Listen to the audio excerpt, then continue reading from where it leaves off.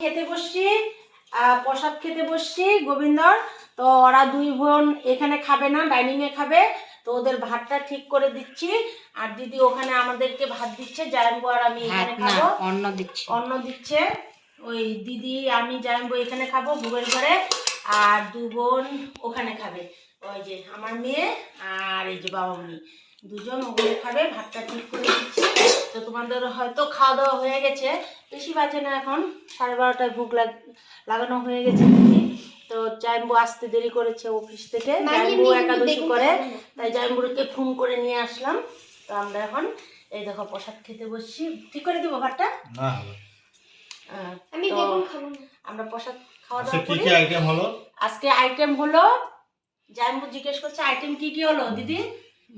Item অনেক কিছু হয়েছে, বেগুন ভাজা, ডাল, শাক, তারপরে চাটনি, ডাল, শাক, চাটনি, রসা, বড়া, লাবড়া, ঘ্যাট, বড়া, মিষ্টি, ফল, সোয়াবিনের রসা করেছে আজকে।